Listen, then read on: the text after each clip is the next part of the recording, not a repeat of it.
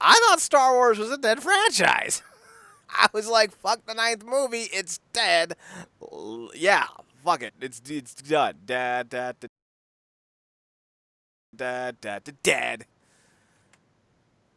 Who the fuck gave the Mandalorian permission to be good? Not me. I didn't. That damn Favreau, huh? I wanted one episode to be like, this is the worst, and then be done. And so, Now look what you've done. go on, Zach. What were you gonna say?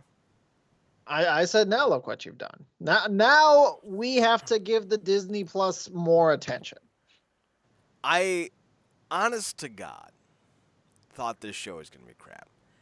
You have to understand how I view a lot of my content. Even content I like, I never give 100% because I'm always multitasking. I hate wasting time. When I go and get food from a local bar, they got a great food. They got a great kitchen. I will literally time it out so when I order the food, I can go and stop at other places and then get back in time for the food to be delivered because I don't want to sit there for 12 minutes being unproductive. I'm not surprised I'm single is what I'm saying. But I don't ever give anything my complete attention. Mm-hmm. But I gave the Mandalorian my. I was sitting there like hands in the little pyramid praying thing against the nose, like, ooh, wait, what's gonna happen? Wait. There's a lot of Whoa, there's a robot. I was way too into it. Now, I've done this with other shows. Orville's another show I do this with. When I actually sit down to watch Supernatural, that's another show I do this with. But in general, like I don't like wasting time, but I had no problem wasting 32 minutes, whatever it was, to watch The Mandalorian. Whoa, what a revelation. Marcus, what was your thoughts of The Mandalorian? I mean, it looked intriguing from that first trailer, but that last trailer that they did, really, it was damn near perfection. I mean, it looked phenomenal. The music that they had with it was great. You just got a really good vibe from it. At least I did. And I just had a feeling, I was like, this may be the best thing that we've gotten in relation to Star Wars for the past however many years. Because obviously everybody knows how we feel. Let's listen to the show about, the Disney installments. And they've done nothing but make the prequels, which are still highly, I guess, debated, look better as time has gone on. So this, I mean, when I sat down and saw this, it was what I was hoping that it was, man. It was great. Shout out to Pedro Pascal. I feel like in some type of universe, Oberyn Martell is smiling down.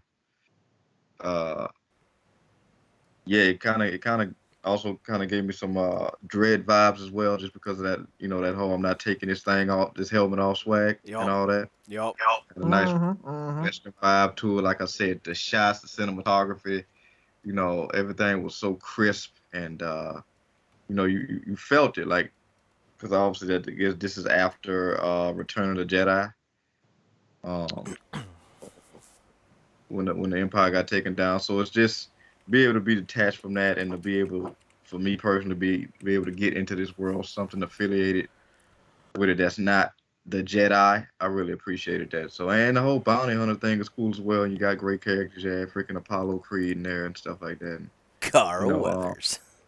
Yeah, Carl Weathers, love Carl Weathers. So it's just it looked great, great setup, great action. Just they knew what they were doing. If this is indicative of what the rest of the show is going to be, which is only, I think, 8 episodes for season 1, they got something special on their hands. Gina Carano's in this as well, and we all know how this chatty boy, Skelly boy, likes his Gina Carano.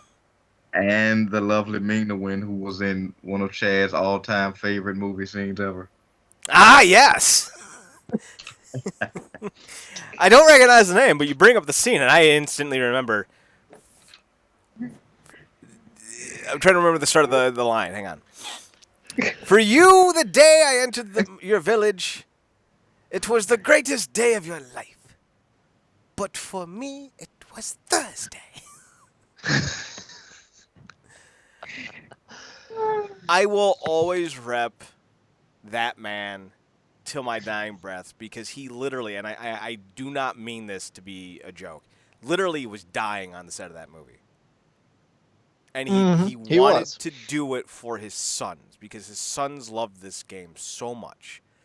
That is the kind of passion for a family member I can only hope. Well, I mean, I have it to an extent, but it's one of those things that I hope to have one day of my own. So hopefully I don't have to die while I'm fulfilling their dreams. I'd prefer not to. So you guys want a 40-foot tall pizza? I don't know about this, guys. Pineapple?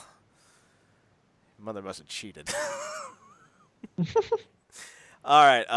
So the Mandalorian is everything Mark has described, especially the dread vibes. Like I 1000% get that.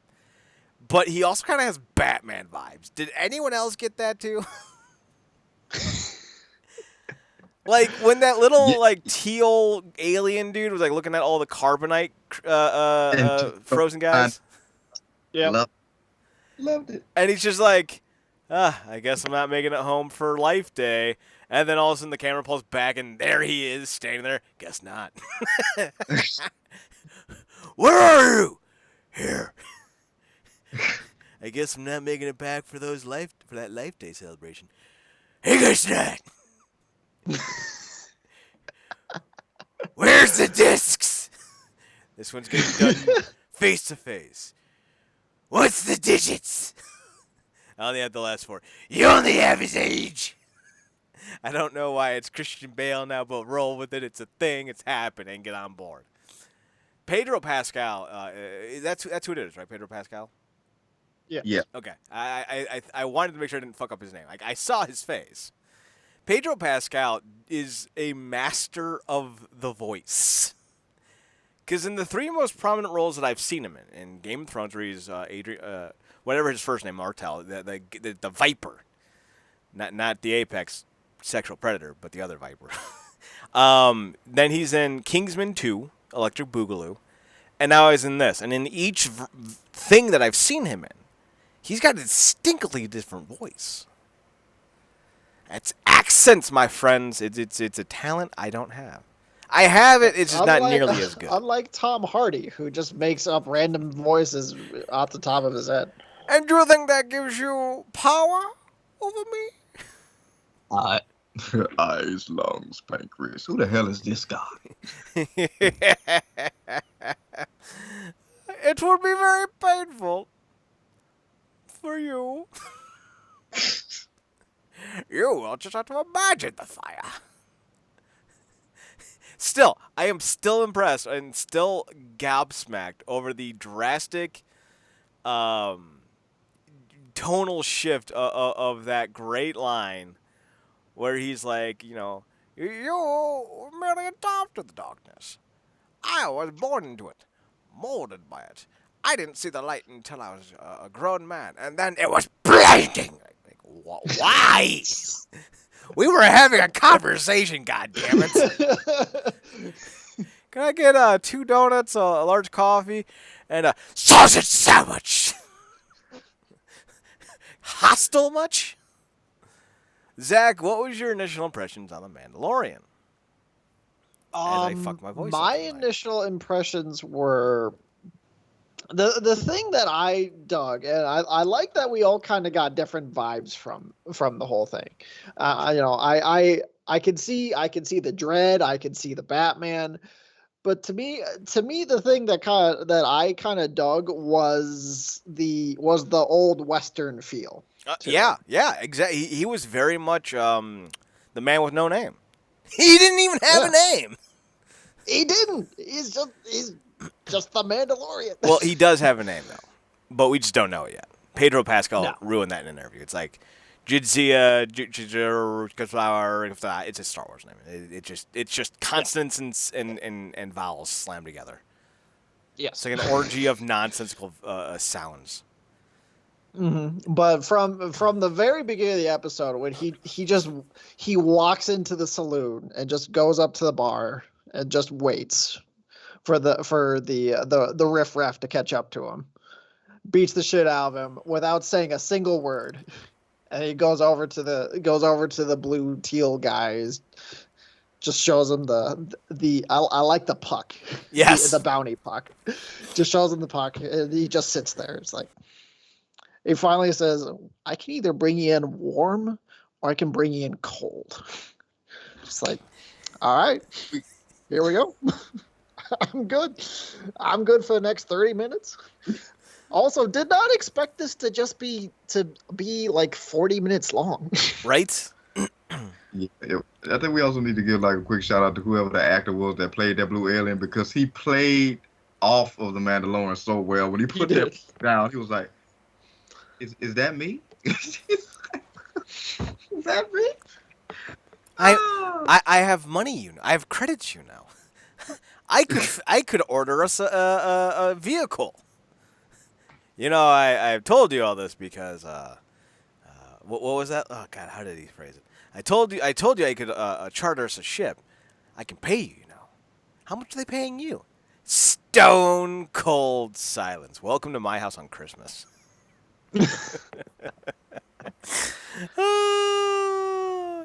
Very much but the thing is, like, all right, so the vibe that they were kind of putting off with the Mandalorian is that it's not that he himself is some type of silent protagonist badass. That is how they are as a culture. Mm-hmm. There's not a lot of talking unless you're a child, apparently. Because he goes to a place where there are Mandalorians, or at least I would imagine there are multiple Mandalorians, and everyone's pretty quiet except for the little children that are sprinting around. And then he walks into that melting chamber, and he hands over that bar of Mandalorian metal, and he's like, "Hey, check this shit out." And the chick's like, "Holy shit, we're gonna make you a shoulder pad." And I'm like, "What? What?" Yeah, that was awkward. Precious, unquantifiably expensive metal, and we're gonna turn it into a shoulder pad. What? Yeah, she was basically like, "Man, we can make a lot of helmets out of this. I know, but for you, pad."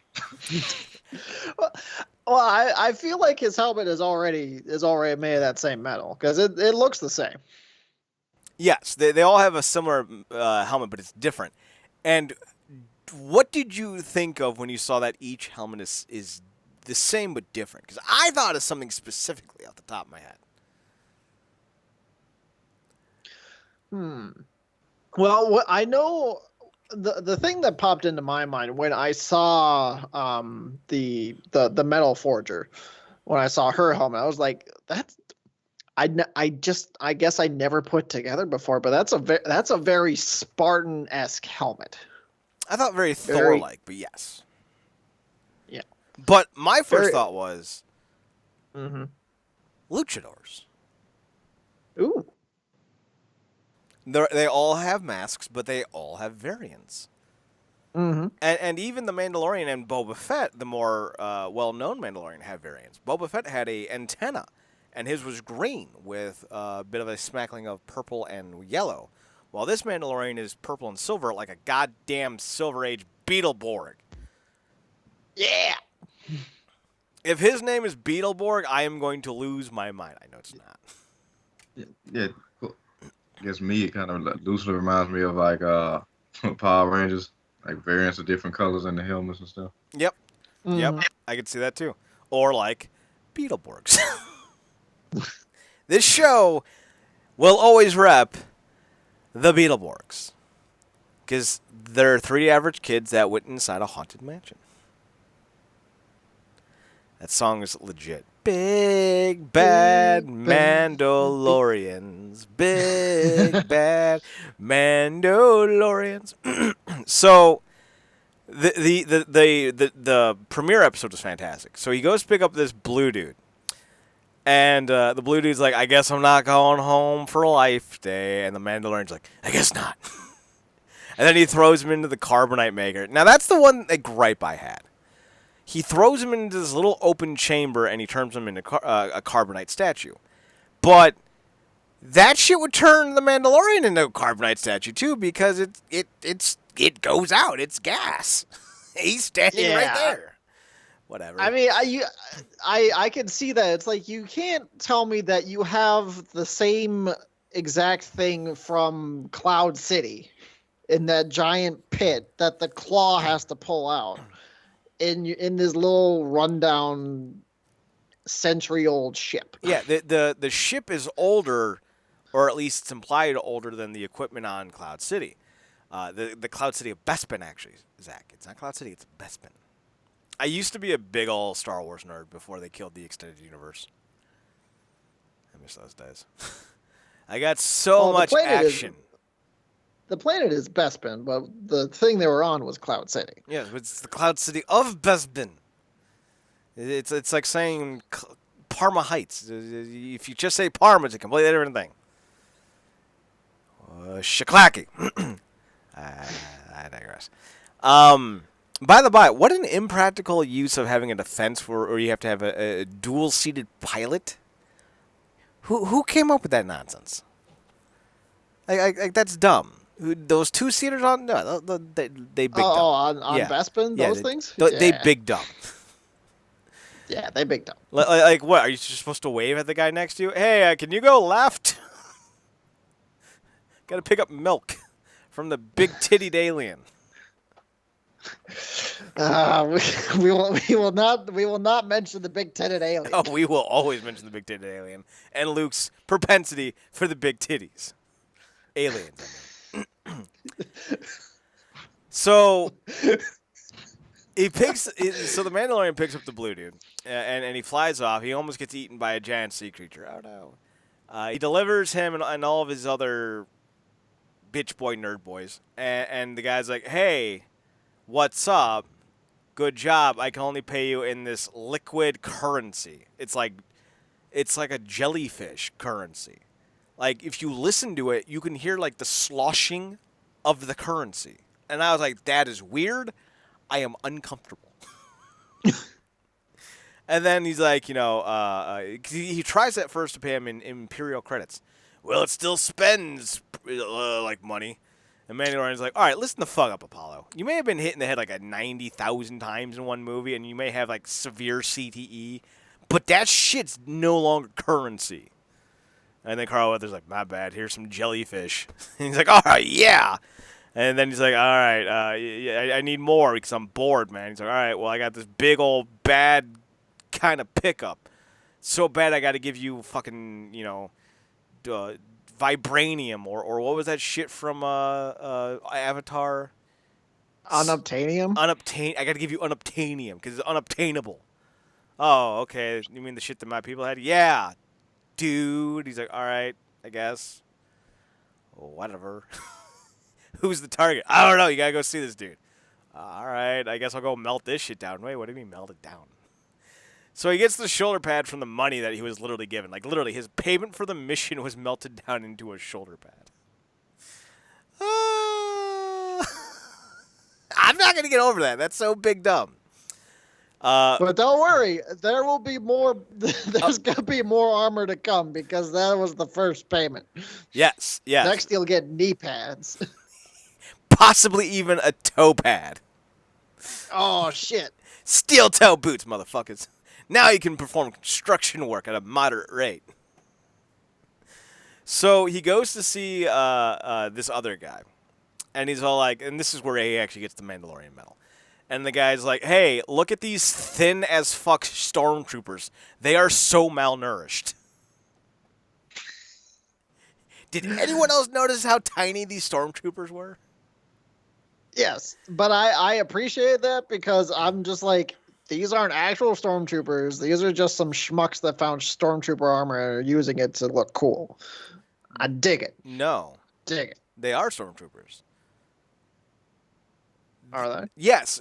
So at least from my perspective, because the guy who he was talking with and the doctor who walked out all were wearing Imperial-esque designs on their uniforms. Like not insignias, but with their uniforms. To me, I took that as this was a fragment of the leftover empire. and they were scrounging and hiding out as almost desolate warlords hide out after a coup. You know, like they're hiding. They're hiding in plain sight. But they were like so thin, like they looked like they were like Victoria's Secret models wearing fucking stormtrooper armor. You gotta feed your stormtroopers, or else they get really thin. So he's like, all right, you gotta bring in the subject alive or dead. And the doctor's like, that's not the plan. And then like all the stormtroopers are like, bitch, we might miss, but we ain't all gonna miss. And the doctor's like, all right, never mind. So he gets the assignment and he goes off to this fucking ass crack world, which is just a giant fucking dirt ball with giant crevices that are too big for a speeder to go over, but too narrow to go through. So you got to climb this fucking sperm monster. Yeah, the blurg. You might as well just call it a sperm monster because it sounds like a sperm monster. It looks like a sperm monster. It does the thing like a sperm monster. It eats males after it births the babies or impregnates the women. So yeah, sperm monster or a short turd. Yeah. Yeah, or both, depending on who you are. So he learns to ride this thing, and here's already what I love about this character. He is not perfect. He got his ass kicked by a double pounding of the sperm monsters and had to have the Nick Nolte alien. Not a joke. The alien's literally Nick Nolte. Come and save his life. So he's like, no, I'm good. I'm fine. It ate my arm. No, I was like, thanks, brah. He's like, I would help you. Well, why would you help me? I've helped everyone else out. What happened to all them? They died. I don't want your help. I have spoken. Right? Like, I'm going to just say that to you whenever I'm pissed off at you. I've spoken. Can't wait for that hashtag to get started. Hashtag I've spoken. So against all logic and thought, the Mandalorian, who very much looks like the Bud Light Knight, by the way. Yes. Goes off with this little tiny Nick Nolte alien to learn how to ride sperm. All right. Yep. Nope. I said that. Sure. Yep. Checks out. Check it out. And eventually they ride off into the sunset, and it becomes Brokeback Mountain. I just can't quit you. I wish I had seen that movie so I could quote another line from it, because that's the only line I know. And I don't know the context it's in. He might just be saying it to like Coke or Pepsi. I just can't quit you. And it's Frank's Red Hot. I don't know. I just fucking now got to imagine this alien doing dirty talking, ending everything nasty with I have spoken. Yes, take it into your mouth. I've spoken. So they arrive at this valley of sorts. And he's like, I want you to remove the reason why I'm helping you, bounty hunters, because one, you're a goddamn Mandalorian, and I thought you were a fucking myth. So like, this is like a kid in King Arthur's court, like legit. Two, these assholes keep bringing bounty hunters here, and frankly, this is a tranquil place. So if people got to die, let it be them, so we can be done with it. And the Mandalorian goes, nope, checks out. So the Mandalorian starts coming up with this Batman-esque approach. He's got this little tube modifier thing, and he's like looking through this little tiny sugarcane tube. Through his helmet. The optics must be terrible. No wonder it's all glitchy and fadey. Yeah. And he devises a plan. He's like, yes, I have devised the perfect solution. I will stealth my way in, snag the target, and be god damn it's an IG fucking robot. Motherfucker. Goddamn Apple sending their goddamn projects everywhere. We don't fucking want them. Powered by Google. Powered by douchebags, more likely. So if you've ever seen Star Wars or played Shadow of the Empire or read any of the Extended Universe stuff, IG-88 is a well-known bounty hunter. By the by, another well-known bounty hunter, or at least one member of the bounty hunters alien clan, made another appearance.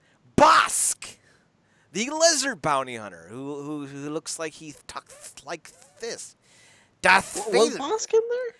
It was either Bosk or a member of his race. I want to say Jake? it was in the cantina bar when he was getting paid. Ah. Yes. Like Jake Hagar's in this show?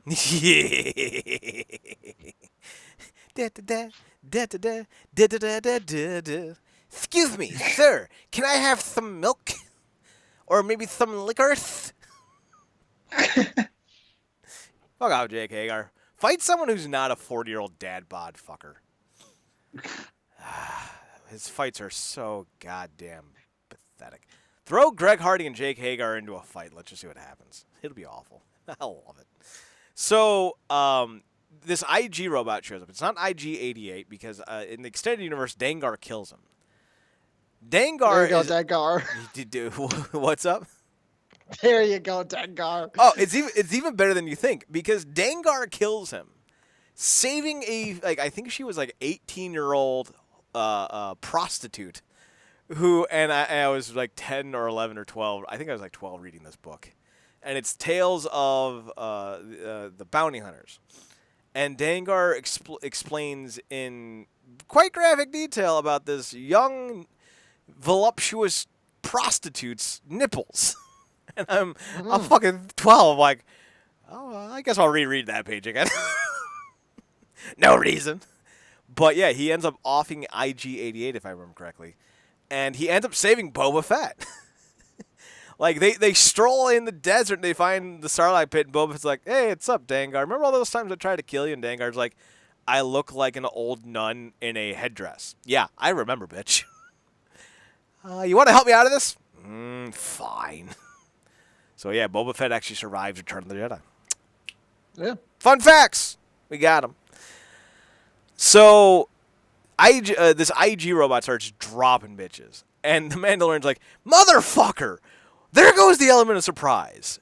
And the robot shoots the Mandalorian. And he's like, I'm on your team! I'm on your team! Safe side, safe side! And he starts showing that they're part of the same, I keep wanting to call it the Assassin's Guild because I'm thinking of fucking X-Men and Gambit when he had to go back to New Orleans because his brother didn't deliver the tithe. And I didn't know what a tithe was until I was 25, so that episode didn't make sense for the longest time. But he's like, yeah, part of the Bounty Hunter Guild. He's like, oh, all right, I guess you're not so bad for a fleshy. Mandalorian stands up. That's an offensive term. Only my people can call us that. Whatever you say, nerf herder.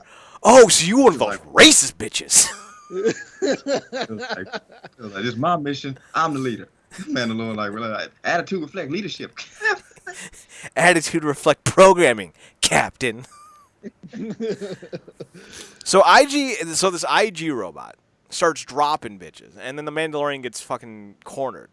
So we've established a few things. The Mandalorian is at best an average pilot. He is a shitty animal wrangler. He is easily gotten the drop on by sperm monsters. He's terrible at negotiations because he quite literally gave up his entire haul of carbonated criminals for half the price. Bad businessman.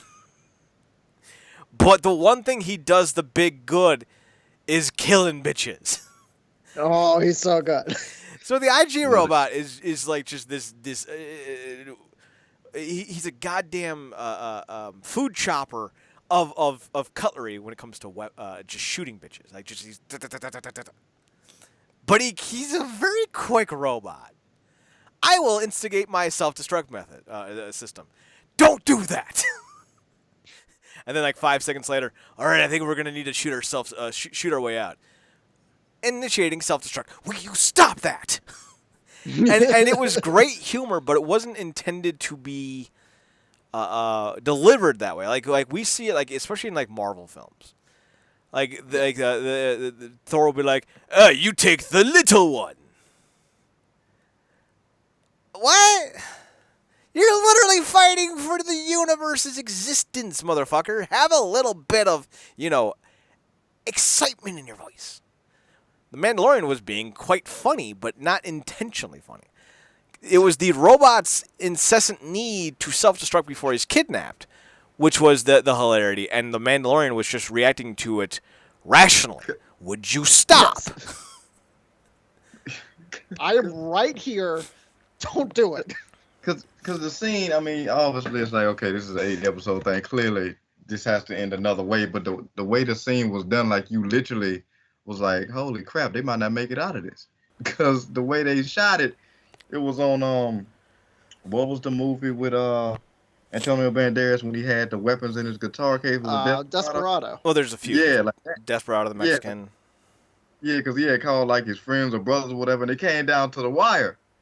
That's how I felt. So like the robot said everything but no, we're fucked. Self-destruct initiated. 3, 2, 1. Yeah, it was very much one of those like OK Corral, Last Stand for Custard kind of situations. But then they fucked up because they decided to bring a grenade to a surgery. So they roll this giant fucking machine down. They start fucking shooting at him. But right before they do it, the Mandalorian's like, we're going to shoot our way out. And then he turns around and starts dropping people like, da, da, da, da, da, da. And then he sees the giant ray gun. He's like, ah. And he jumps right back to where he was. About when Ethan Hawke was in Magnificent Seven, they got the goddamn devil's breath. Basically. I think that movie also had the giant fucking Gatling gun scene, too. It did. Yep. So he's like, Mandalorian, I need you, not Mandalorian, IG robot, I need you to cause a diversion. Affirmative. And he just like rolls out and just gets, and he just like takes like 16 shots to the chest. And the Mandalorian comes out and he's like, ah. Robot's getting, Mandalorian's like, ah. Robot's like, ah. And then, and he kills the guy. And he's like, IG, you all right? And the thing's just like gushing oil. He's like, way to take your time. So then the Mandalorian decides to prove that he is the assest of the baddest, and he jumps on the same firing cannon and drops all the bitches. Favorite moment of the show. Great music, great moment. The way it was shot, loved it. Oh my god, it was so good. And like he's not like hitting like every single guy with every singular shot. He's just making sure that he's turning in the right direction as this thing is firing. Which is perfect because it's again, it's not him being the best, it's about him being smart. He knows that he's not going to be able to just sit there and go poo poo poo poo poo. So he's going to let the bitch fly and just try to navigate it. Yeah, it came off like it was a perfect moment for in the show, but also like a picture perfect video game moment when you finally get the big gun. Ah, yes. The big fucking gun. So he helps the robot up. He's like, you alive? He's like, it missed my core cellular matrices. Is that a good thing? Yes. Fantastic. So they walk up to the door and he's like, all right, we got to open it. How are we going to open it? And they both turn back around and look at the cannon. And then they fucking shoot the door open. And like he's kind of showing a little bit of sincerity and almost I would hazard a breath to say tenderness towards this robot who he does not like. He's already made mention several times up to this point in the show that he doesn't like droids. Right. Racist. So but the shot of them after they blow the door down is just great. The two of them together was just. I understand why they beautiful. used that in so many shots of the trailers and hype because that was great. So he's like checking on the robot. You all right? So like they walk through the door and like one last knob jumps out. Oogabooty boogity. And the Mandalorian's like, what, Dad? What are you doing? What are you doing? Half-assed bitch. Sit down. You got a hole in your chest now. And they walk up and they're like, oh, here's the thing. What's this thing? Let's find out. Oh, they told me it was 50 years old. It's a little green Yoda baby. And IG goes, well, all the species age differently, so it might be 50. And all right, well, I guess we're going to bring this thing in. And the IG robot goes, well, I was told to bring it in dead. And the Mandalorian's like, oh, it was nice falling in love with you for the last 20 minutes. And then shoots the robot in the head, killing it. And you're like, oh, God. Mandalorian didn't see that coming. Ooh, he is mean. And again, shout out to the people behind the show because the way that they shot it and the way that you didn't know whether he shot it or not. Mm-hmm. Mm-hmm. And you didn't know until it dropped. So that was the way they played that, the way they, like I said, the way they shot it. And you also feel sorry because it's like, oh, this could have been a really cool little buddy cop comedy thing if they, teamed up or something. Because you could listen to that banter for the rest of the show, whereas it's, droids have been exceedingly annoying in the franchise. Yeah. Yeah. So the way they shot it was after he says he has to kill the little Yoda baby, the Mandalorian puts his head down, and you hear the blaster, and you see a little bit of the remnant of the shot go off against his helmet. But you don't see him move, so you just naturally think that he let IG kill the Yoda baby. Then you pull back, and you see that he put his arm out without even moving a muscle, it felt like, and dropped the robot. Again, he's fucking Space Batman. Swerve! It's like millions of voices cried out into a single instance and were silenced instantly. Luke, I'm your father. I'm gonna have way too much fun with this. No one's gonna like it except for me, but I'm already a fan.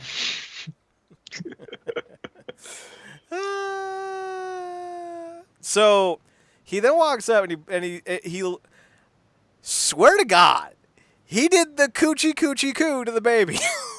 He did. You didn't hear him say it, but he absolutely did. You saw he put his finger out and he did the coochie with the finger, and the baby reached out to grab his finger, and that's how the episode ended. I'm like, ha!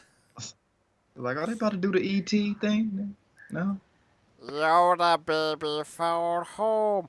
Why is this baby talking to me? or like over comedy. Hungry I am. Hungry I am. Nipples you have? Do I look like a giant nipple alien? No, it's, do I look like a giant nipple alien? Fair. So the episode ends with a little bit of a huh. Now, here's the thing. I've been reading up on spoilers to this episode for days now. And one of the things that really pissed me off was someone posted, a villain from Return of the Jedi gets killed again. I'm like, wait, what? They retconned someone's death? Who is it? And I looked at it, and it was supposed to be the little rat thing that hangs with Jabba the Hutt. Oh, Salacious B. Crumb! But that was a misleading article filled with lies. Lies. Because the scene that they used to say this is where Salacious B. Crumb died was actually just them showing that Salacious B. Crumb's entire race is nothing but rat fodder for the poor. And they show you that his species is being eaten as a rat-like delicacy by the lower class. It's not the actual Salacious B. Crumb, you lying hacks of lying hacks. Also, lying hacks of lying hacks. I don't know that Salacious B. Crumb ever actually died. I believe he died on the ship. He was there.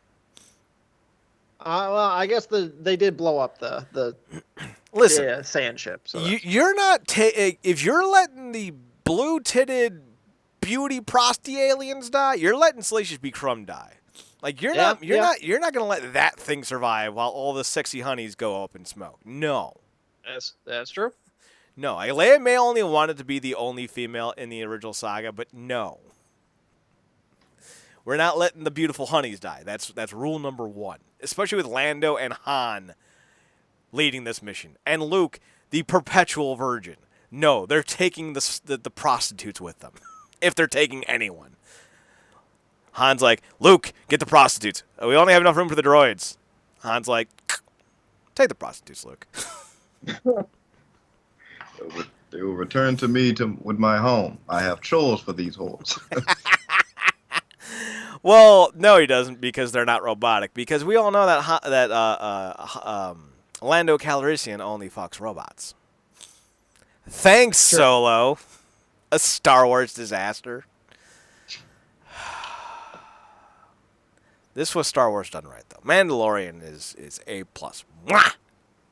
But let's define the A+titude. Let's talk the 5 pillars of how we rate things. With first being acting. Marcus, how was the acting? You had to really hit the inflection. Yeah, I'm gonna get an acting. I was gonna give it a keep getting it. We doing this by numbers, right? Yeah. Mm-hmm. 5 the So, best, 1's the worst. Yeah, I gotta give it a 5. Obviously this is Pedro Pascal having to do a lot without doing much at all. Mm-hmm. And specifically, again, giving me those Judge Dredd vibes. You know, being able to kind of show that emotion without people being able to see his face. It just speaks to his ability to act. And like I said, you capped it off with him playing against people like Carl Weathers and some other names here and there, but it was mostly on Pedro's shoulders. I thought it was good. I thought, like I said, the little blue alien that he first interacted with was cool because that could have been a one-sided thing, but he played off him well because he was not that he was giving him much emotion or anything to play off of, but it was funny. It wasn't over comical. It fit. It kind of fit, in the context of things. And yeah, it was unintentionally funny and intentionally funny at the same time. So yeah, I gotta say, I gotta get the action. Hey, Pedro is he'll put his best foot forward with this. I agree, and I agree that all the surrounding lads helped out as well. Thackeray, give it the 5 it deserves, and let's move on. I mean, you gotta give it a 5. I mean, as Marcus said with Pedro Pascal, just all you have to read off the man is the body language, and he does that. He does that superbly. And the blue alien was great. I have to void my thorax, and you don't want to be around for that. If you haven't seen it, you're a lucky man. I've avoided since the solstice. Which solstice, though? Exactly. You're in space. It differs from planet to planet. It differs from continent to continent, for Christ's sakes. I loved Nick Nolte's Alien. I thought that was great. I dug him. I've spoken. So awesome. The IG unit was great. Carl Weathers, of course, was fantastic. I mean, you can't find anything wrong with this, and I do appreciate that. We love how the blue alien played off of the Mandalorian. We love how the IG droid played off him, but they didn't. The thing that I appreciate is that we kind of have those things in so many shows, those little duos, to the point where like they get tiring, and they didn't let it get tiring. We enjoyed it, and then bam, they're dead. Bam, he's in carbonite. Is the IG unit gonna come back? Who knows? Is the blue alien gonna come back? Who knows? But we don't have to worry about it growing old. I think the other big thing that I really liked was that the situations fit the characters. The blue alien was cracking jokes because he's a con man. Yes. He's some deplorable entity. I was going to call him a human being, but that's not exactly true. He's a repugnant individual wanted by repugnant individuals. So, of course, he's not going to take a lot of things to be too serious, and he's going to scheme his way out of it. So the whole, oh, yeah, you wouldn't want to see me with my thorax evacuated, 100% believe that someone like that would do that because I've met people who talk like that, and yes, they very much do say things like that in those times. So it made sense. It wasn't Thor cracking jokes on the field of battle. It wasn't Captain America going, language, in the middle of a fight scene to save, a bunch of refugees. So it's just kind of one of those things where the situation and the circumstances made consistent sense. And again, it wasn't the writing or the dialogue that was overly witty. It was just the obscurity and the almost randomness of these scenes happening. Like, okay, that a robot might have a self-destruct thing because we've seen it in other films and movies before. Yeah. But for him to be so persistent to try to do it, it's rather funny. And it's not like it's out of context because he literally says, it's in my programming. I cannot be allowed to be taken captive. So he's going back to the well every time. So it makes sense. It works. The acting's great, too. For sound, I will go first because I will say this. I thought the music worked really well. The sound effects were great. Mm-hmm. But I didn't think that there was a John Williams-esque number to this. You know what I mean? Right. Very good. Perfect ambiance, but nothing that I would describe as, like, you're going to listen to this in 10 years going, the Mandalorian soundtrack, now that's banging. Or, squappity-doppity. I don't know what we're going to say in 10 years. There you have it. Squappity doppity. 10 years from now. Hey, if you're into that 14th Jonas Brother revival, it's squappity-doppity. Really that good? To the max. To the influx, bro. To the influx. But I'll still give it a 4 because it was the ambience and the mood and the energy that you got from these songs were perfect, just not all time great. So 4 for me. Thackeray, we'll go to you next. What are you going to give the music, sound effects, and all that? Yeah, I gotta agree. I will give it a 4 as well because the sound effects were fantastic. As you know, the sound effects were great. Sound effects were spot on. The music was good for the feel of the show, but as you said, you don't get the John Williams feel for it. You don't get the Star Wars feel of it. So that's why I can't get a 5. Marcus, sound and music to you? I mean, I gotta agree 100% with them. Both of you, specifically Zach, man. He kind of took all the words out of my mouth.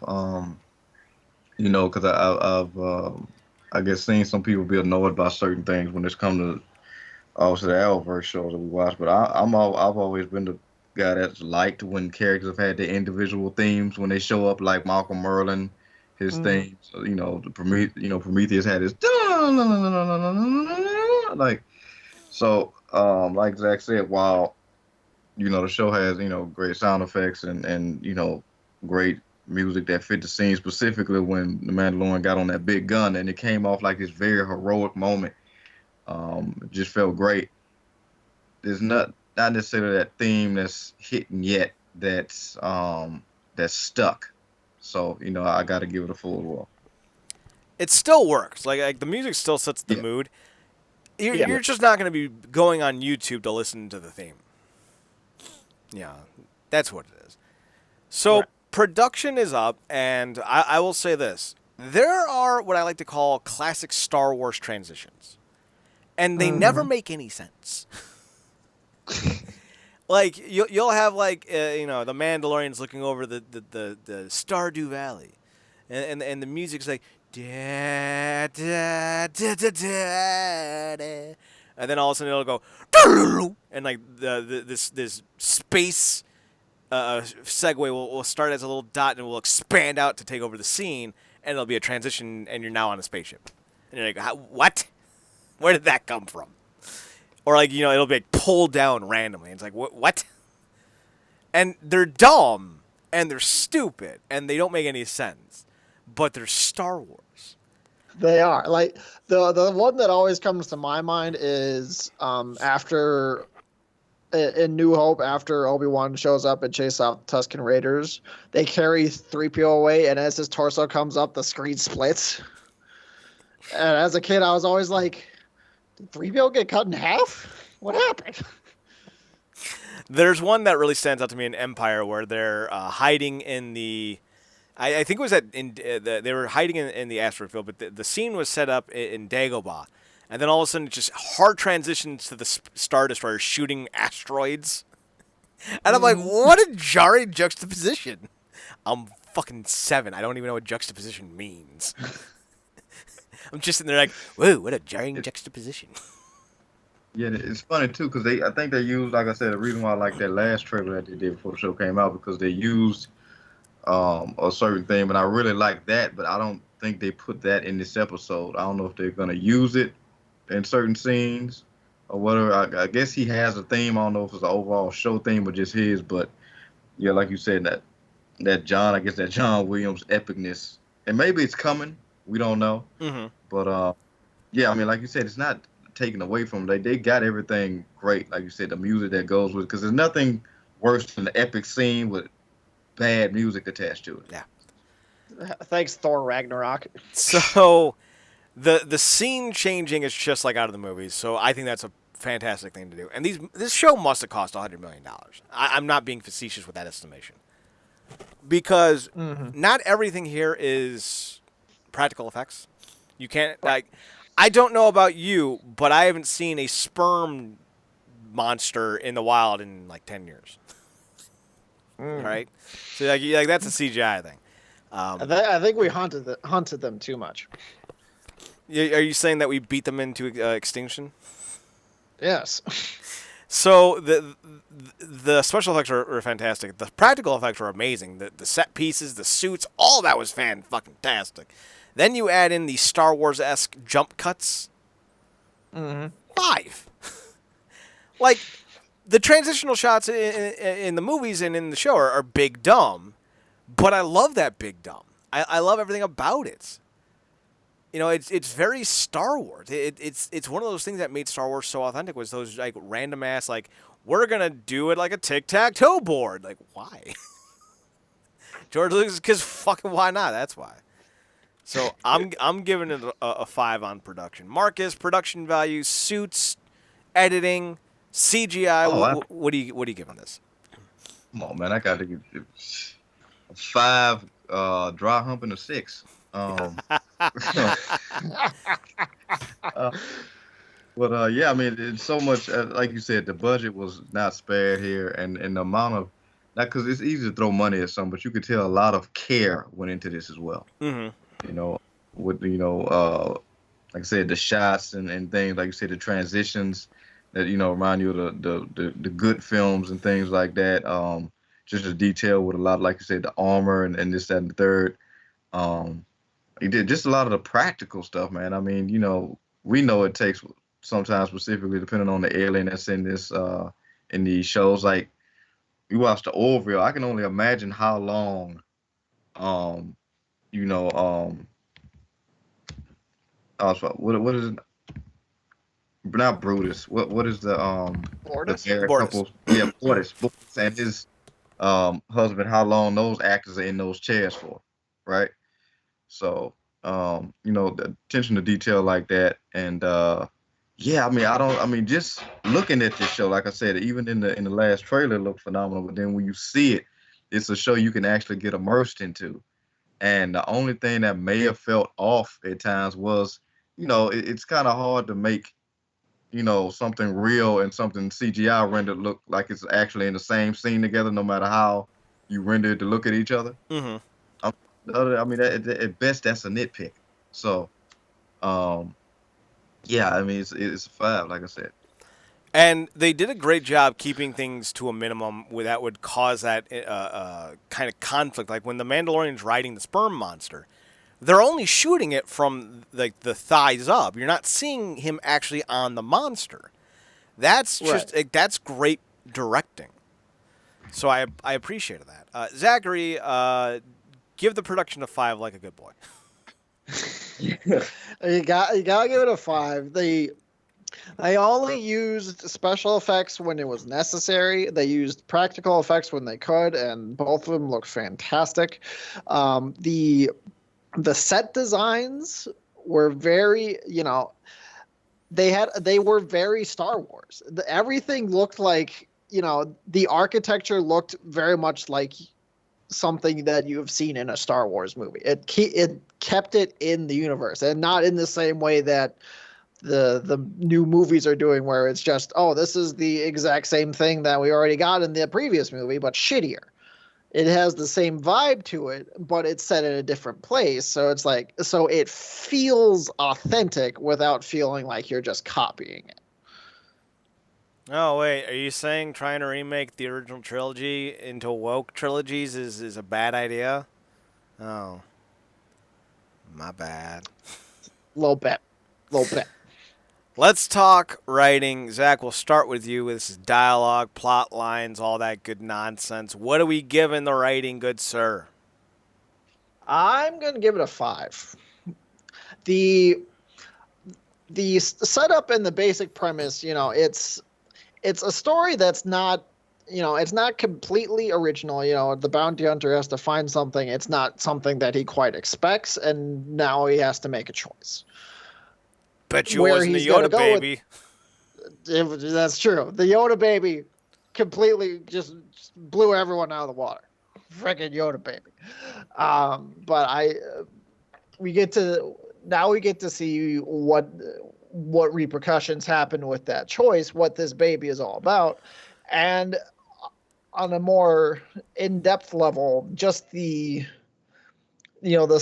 small glimpses that we've gotten just on the Mandalorian culture in the 5 minutes that we got in where he went to that Mandalorian bunker or hideout or whatever you want to call it. Shoulder pad maker, make me a match.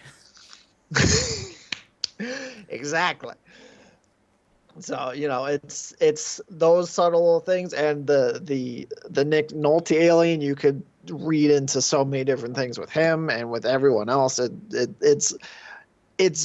It feels like a very fleshed out universe without having monotonous levels of exposition added into it.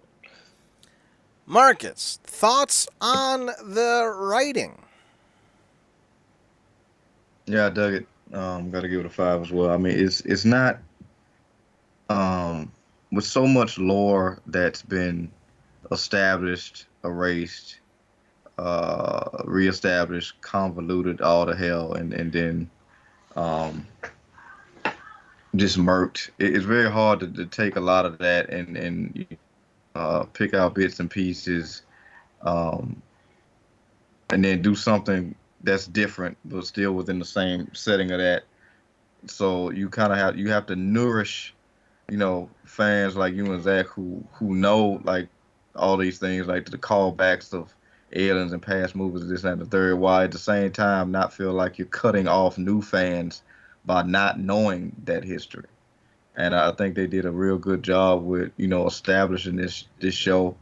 Not only for those longtime fans who may have waned off, but now getting some good excitement from this show and reignited their passion about Star Wars a bit, but also bringing fans into like, oh, okay, bounty hunter with space bounty hunter with these Western vibes. Obviously,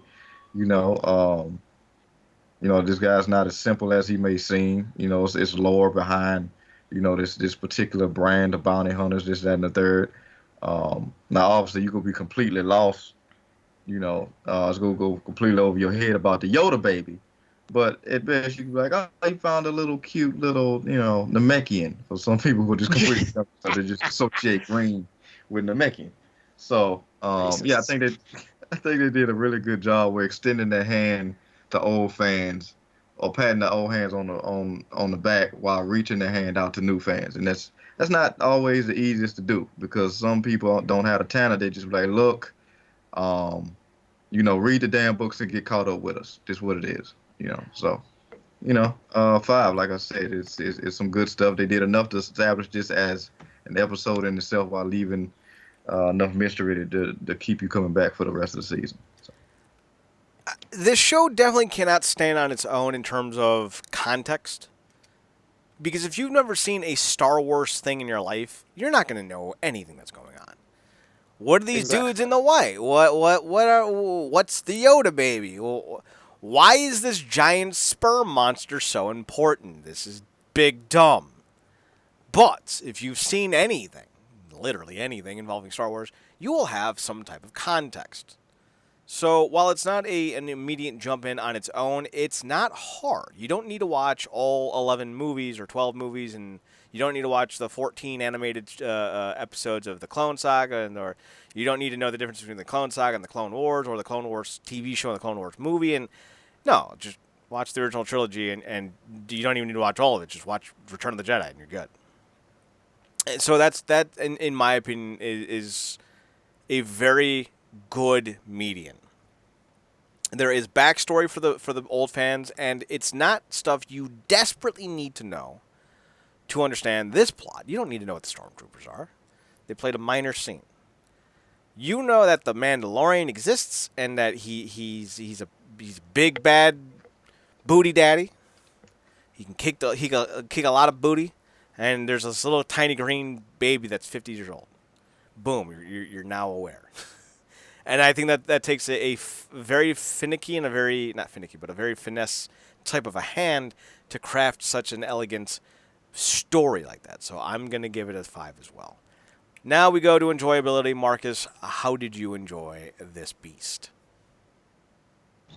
5 again. Like I said, I was immersed in it. Can always, follow a lone wolf, if you will, and like I said, that whole Western vibe that Zach alluded to, love that as well. So they just blended so many different things, that I love in general when it comes to entertainment and movies and whatnot. Like, the great, like I said, the cinematography and the shots and what he did, the scenes and stuff like that. And, you had drama, mystery, intrigue, that heavy action scene at the end, like I said, which was great. And, leaving you with some hella good mystery, So definitely a 5. This is an episode you can go back and watch multiple times and find new stuff that you might have not picked up, specifically if you're a fan who was like, oh, this actually has lore to it. Let me go read up on this, come back, and then catch those cues.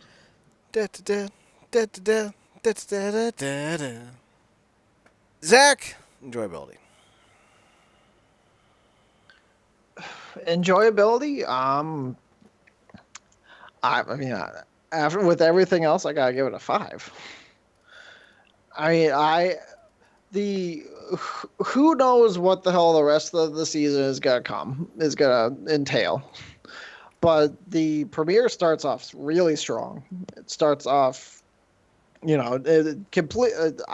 I was with you. I expected it to be nothing but shit. Because outside of Solo, that's all we've gotten from Disney Star Wars, and some of Solo was kind of shit too. I would argue that Rogue Squadron or Rogue One was better than Solo. I can see that.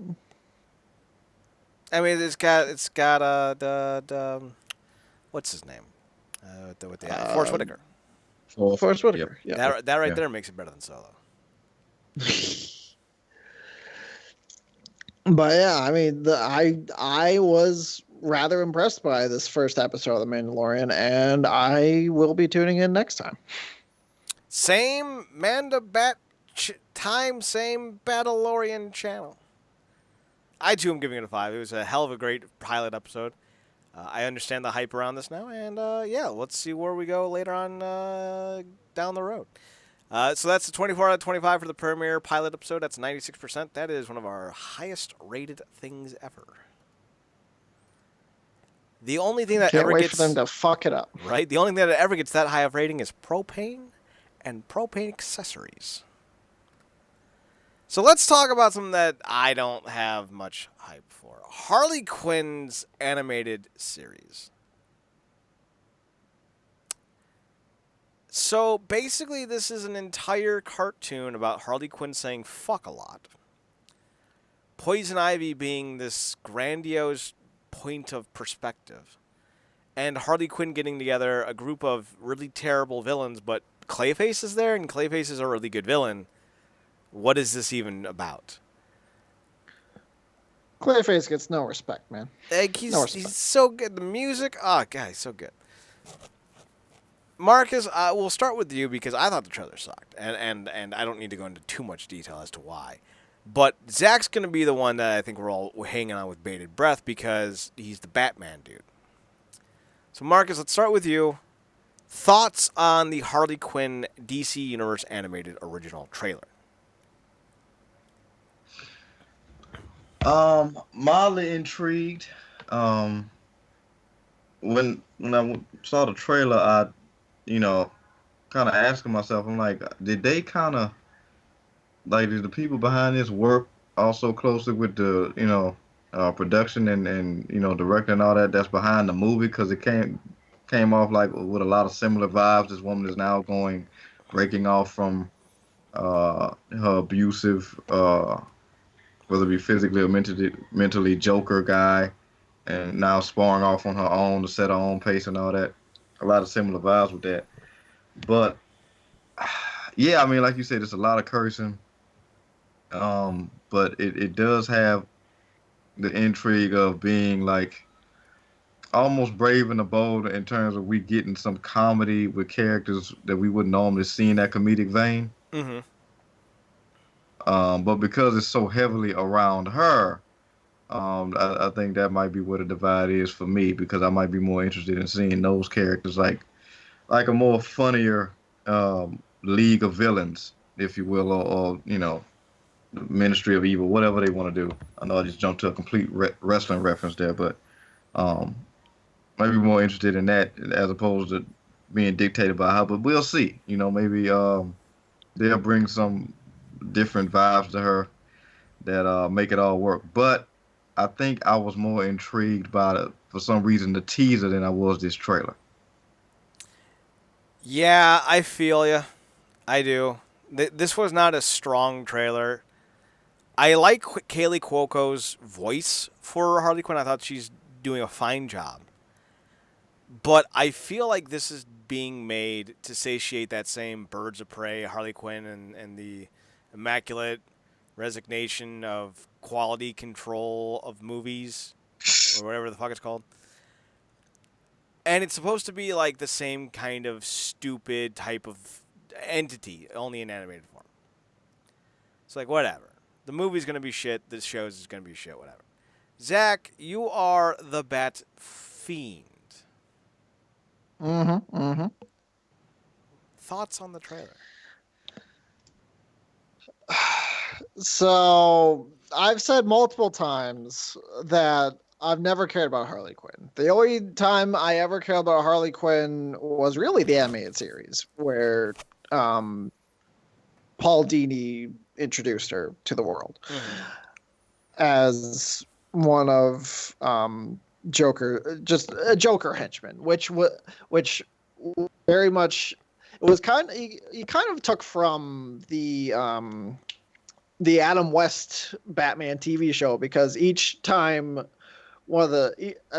Joker was there, he had some sort of female cohort with him for whatever reason. One of them just happened to fall into the atomic pile in the Batcave. We don't like to talk about that time. Fucking weird. But Harley never did anything for me, and especially after, like, I was fine with Harley up until shockingly the New 52, because the New 52 ruined everything. I didn't like the New 52 costume for her, and then she became her own anti-hero. Yay, I don't give a fuck. Now I sound like I'm in the damn Harley Quinn movie, or TV show, or both. So I just have no interest in this. I have no interest in the Birds of Prey movie. The trailer itself, it's pretty much what anyone would expect from this. And for the three of us, it looks like shit, which is what I expected, honestly. I will say that, yeah, Harley says fuck a lot, and honestly, that's the one gripe I've had the most with the DC Universe streaming service, is that, Titans, Doom Patrol, Swamp Thing, not as much. Swamp Thing was pretty low key about it. But, a lot of the shows have just been throw some violence, just basically just because they're like, it's our streaming service, we can do whatever the hell we want to. While that's something that you can do, that's one of those things where it's like less is more most of the time. And I feel like, and that's pretty much how I feel about Harley Quinn these days, is that less is more. I don't give a shit about this. I just really don't care. It feels like a teenager who just said fuck for the first time and no one got mad at him, so he's just going to go straight into it. Fuck, fuckity, da, da, da, da, da, da. I don't know. I don't know who this is for. it's definitely not for little girls, and it's definitely not for female older fans because they're not going to be watching this shit in the first place. I will say yes. there was one thing that I enjoyed, and that was Bane, because it was very much Tom Hardy Bane. She's out dating another man. No, not the Batman, the Slender Man. Slenderman. What was the line? You're like, she got HPV, right? So does everyone, I hear.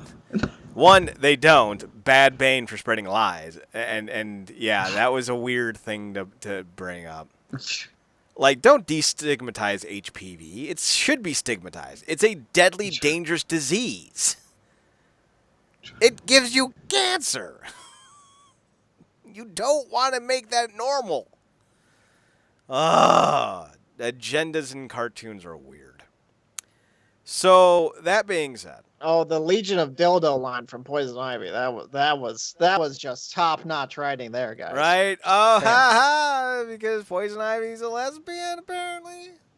Gotta shoehorn that into everything. So, yeah, I'm going to make a prediction about the movie. I think the movie's going to bomb. Truthfully, I think the Harley Quinn and the Birds of Prey movie is going to bomb. It's not... Who's it catering to? Like, The Joker was a film about social issues and mental problems in guised of a cartoon character. Like, it could have been... You could have easily just taken the Joker out of it, and it would have been the same movie. Yes. But what's Harley Quinn? Oh, you're getting back at the Joker. Oh, girl power. Oh, R-rated. You're going to swear a lot, and the ladies are going to be ladies, but they're going to be super aggro. Oh, my God. So relatable. I think it's gonna bust. Because it's not catering to the audience that fans think it's going to. So. No. Oh, and I like that they're trying to make her Deadpool. They are. Because they're trying so hard to make her Deadpool. Because clearly that's what's going to work. But let's talk about something that is going to work. And I didn't think it was going to work. Scoob! Scooby-Dooby-Doo, where are you? Got some work to do now. Roo-roo-roo-roo. So first and foremost, I'm heartbroken to know that Matthew Lillard isn't going to be reprising his role as Shaggy. Been playing the role for about 15, 16 years now, and he's really, I think, attached himself there the way Casey Kasem did. Yeah. So, a little sad about that. But I gotta say, man, and me and Mark has gushed about this already. Scoob is so goddamn cute, I can't control myself. It feels like a pup named Scooby-Doo. Oh, and High School Musical is Fred now. What? Right? Jane the Virgin. Frank Welker's been Fred for like 40 years. Right? Jane the Virgin is Daphne. And Amanda Seyfried is Jane the Virgin is Velma, and Amanda Seyfried is Daphne. And I'm like, I love all of these castings except for I think it's Will Arnett as Scooby. Yeah. By the way, probably the best Scooby-Doo theme song of all time is a pup named Scooby-Doo. Right? Yeah. Though Frank Welker is still Scooby-Doo, he's just not Scooby-Doo in this. No, he is. That's still him. No, it's not. Yeah, it is. No, it's not. I guarantee you. You got IMDb open? Uh-huh.